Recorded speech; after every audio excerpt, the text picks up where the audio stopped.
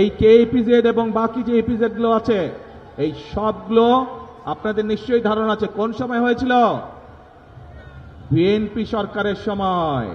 আজ এই চট্টগ্রাম সহ সারা বাংলাদেশের একটি বড় সমস্যা, সেটি হচ্ছে জলাবদ্ধতা।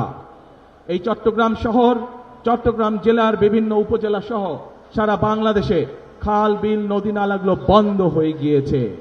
আমরা আপনাদের ভোটের মাধ্যমে 12 তারিখে ইনশাআল্লাহ বিএনপি সরকার গঠনে সক্ষম হলে আমরা সমগ্র বাংলাদেশে খাল কাটা কর্মসূচি চালু করতে চাই।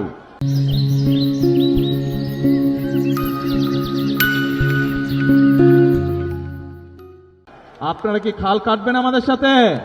কারা কারা খাল কাটবেন হাত তুলেন তো দেখে। কারা কারা?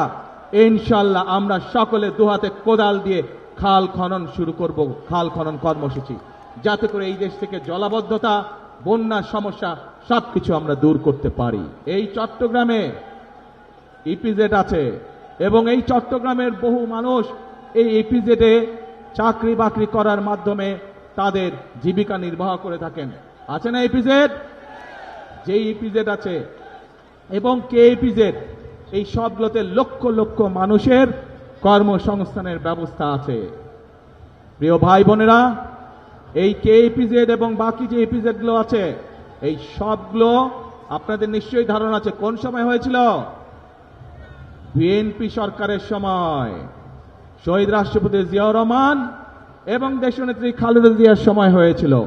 ইনশাআল্লাহ 12 তারিখের নির্বাচনে আপনাদের রায়ে ইনশাআল্লাহ বিএনপি সরকারের গঠনে সক্ষম হলে পরে আমরা এই ইপিজেডের সংখ্যা বৃদ্ধি করব।